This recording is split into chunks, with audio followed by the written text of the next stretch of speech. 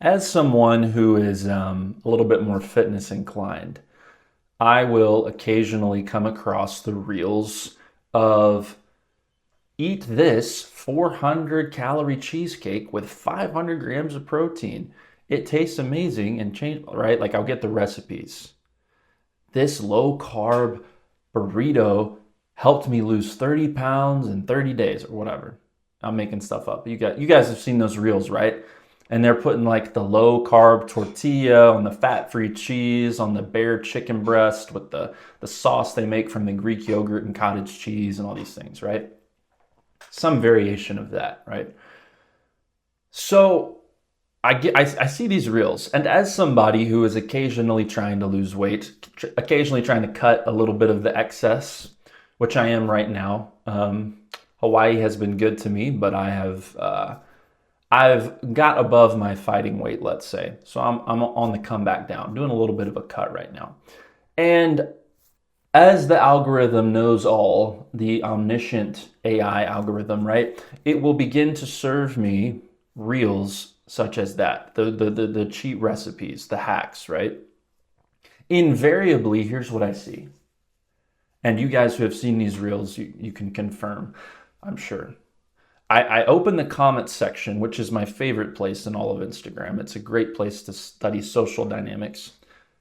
I open the comments section and I invariably see people commenting, this looks gross. There's no seasoning on that. I tried this and pooped out a brick, right? RIP to my digestive system, right? This has no flavor. Or in quotes, look, instead of a real cookie, you can eat this piece of cardboard that tastes like crap, right? Everybody's poo-pooing on the recipe and saying that it doesn't taste good, right? Every single time. You can't make an extremely healthy version of a cookie without someone saying something like that, or a cheesecake, or a nice big Chipotle burrito. You can't do the healthy hack that's like incredibly high protein without someone knocking on it, right? Such as Instagram, right?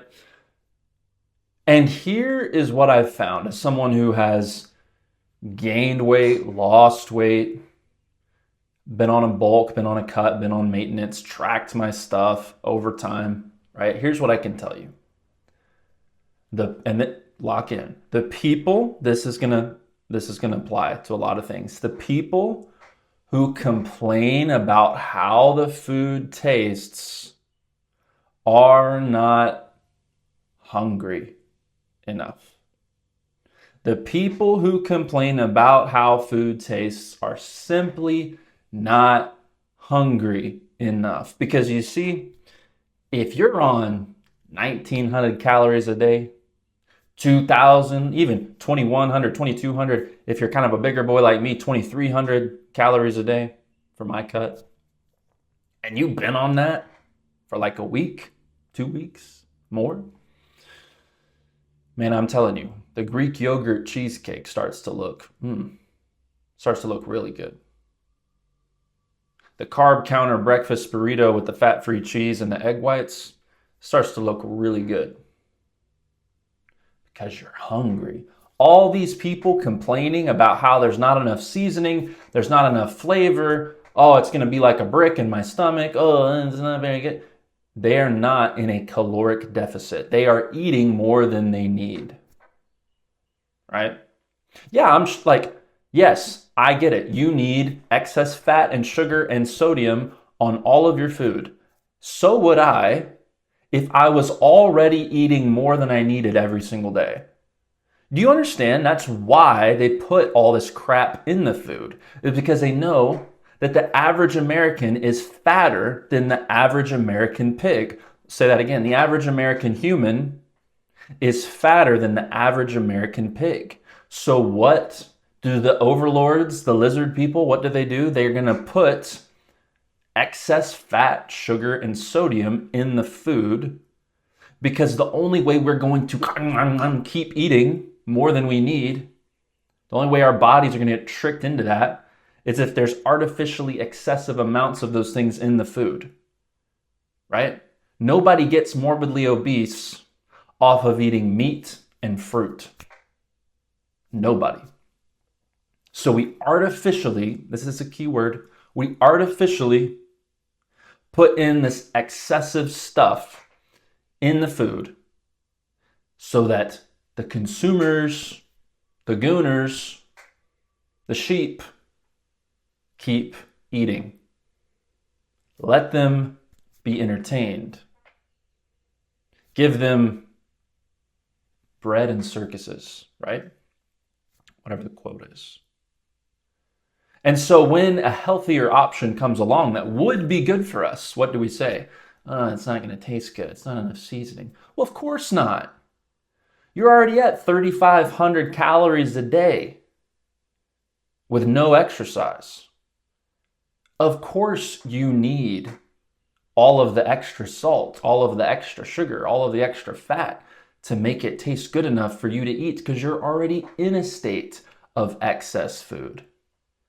Ain't nobody that's actually hungry complaining. The people who are hungry saying, thank you. This kind of sort of resembles a dessert that I used to eat when I was a fatback. And I'm going to really enjoy this. And they know it doesn't taste the same. Nobody really believes the clickbait that it tastes the same. Everybody kind of knows it doesn't taste the same. But man, this is great for somebody who's trying to be disciplined, for somebody who is hungry. For somebody who is hungry. Now lock in, boys. This is something that took me a long time to realize. There's a brother named Myron Golden that says this well. Whenever you find a principle in God's world, you can apply that principle to so many different avenues because he made everything. So everything kind of rhymes with itself, right? Everything kind of rhymes with itself. Everything looks kind of the same because the same guy made it. I shouldn't call him a guy. That's kind of irreverent. The same God made it, right? So this principle of hunger, you don't need all the special sauces, seasonings, sugars, and fats if you're hungry. Why? Because when you're hungry, you're just thankful for what you can have. And number two, you are seeking what will best fuel you. You're more able to prioritize the good over what tastes good, right? Because you guys know how the standard American diet, SAD, the SAD diet, y'all know the standard American diet is a lot of stuff that tastes good but isn't good for you. And people who are used to eating the slop that tastes good but isn't good for you are the ones in the comments. Oh, this doesn't look good, right? What's the point with all this? When I work with men that are struggling to stay motivated, I don't care what level. I work with guys at the highest level of their industry. I work with frontline food service workers. I work with accountants. I work with military. I work with current and former athletes at a professional level. I work with all of them. And no matter where they're at, if they're struggling with motivation, here's what that means. The task at hand, the task in front of you is not motivating enough for you to engage with it, right? That's what it is. If you lack discipline, if you lack motivation, then essentially what that boils down to is the task in front of you is not motivating enough. It doesn't stimulate you enough for you to engage with it, because if it did, you would engage with it, right? But because it's not motivating enough for you to engage with, you sit back and you do nothing, you procrastinate. Here's why. Because you're not hungry enough. Do you see? The reason why the thing in front of you is not motivating is because you are in a surplus of stimulation, of dopamine, of comfort, of achievement. You have flooded your brain, you have flooded your body and your psyche with fake signals of abundance to the point where you are oversatiated and cannot be bothered to pursue your highest potential. In the same way that the obese, sad, standard American diet man is oversatiated with fat and sugar and sodium, carbs. He's oversatiated. So he can't be bothered to eat the calorie smart, high protein option. He can't be bothered to eat that because he's already oversatiated. And what is he oversatiated with? Is it fruits and vegetables from the ground? Is it whole grass-fed meats? No.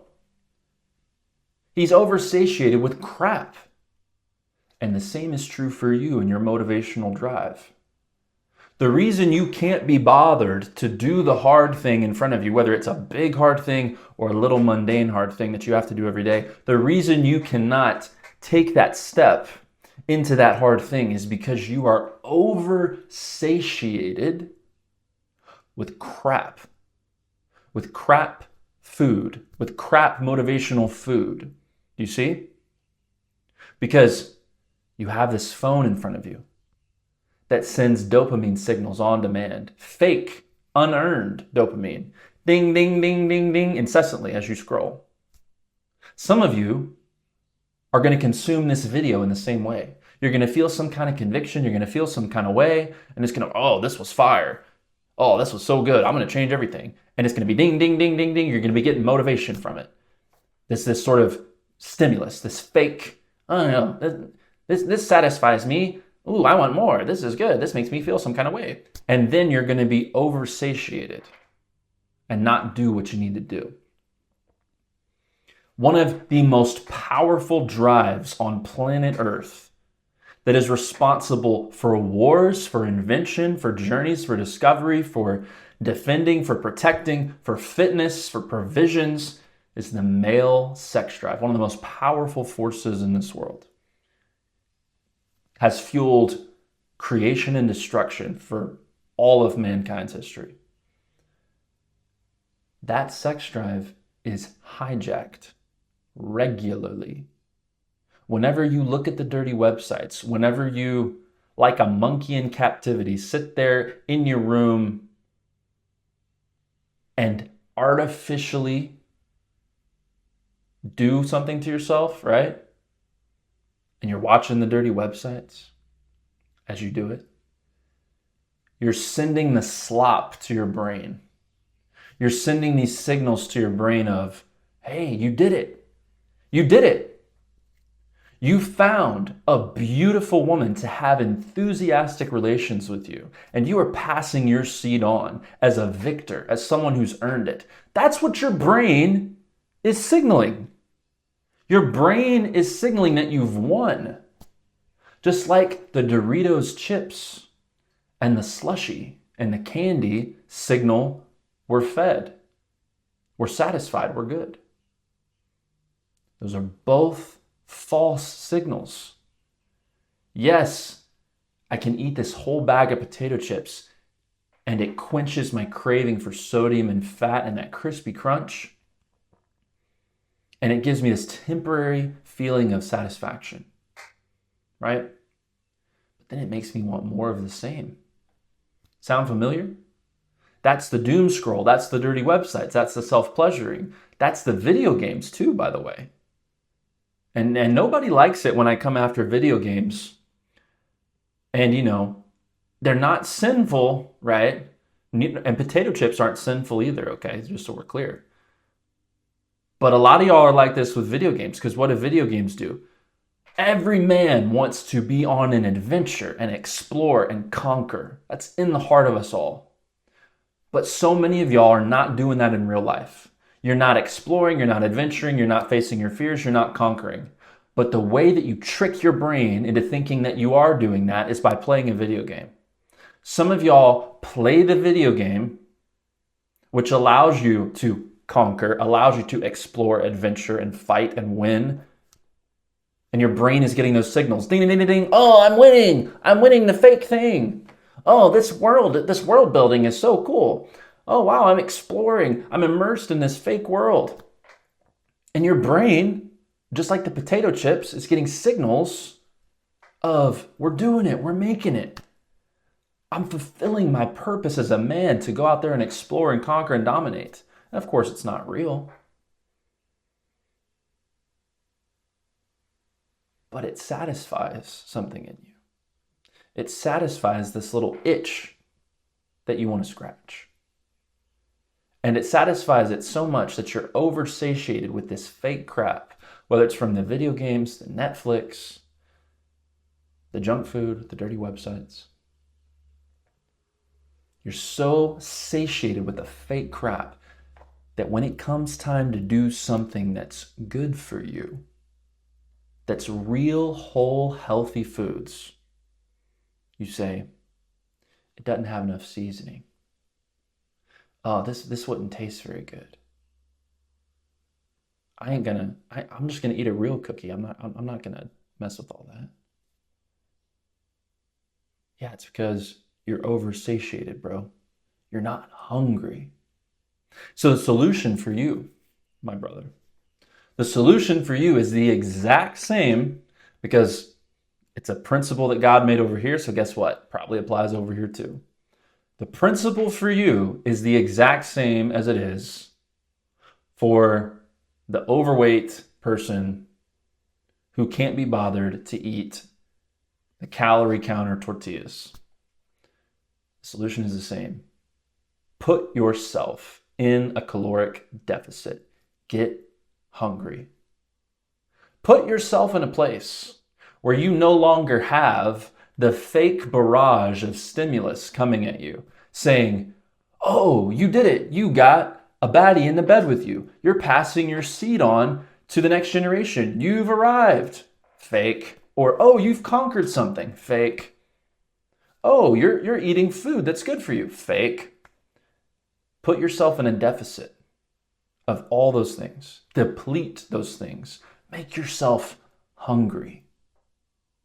And then you'll be ready to eat what's good for you. Then you'll be ready to go out and get the things that you can't be bothered to get in your current state of obese satiation. This is the way. It's for the boys. Episode 33. Y'all take care.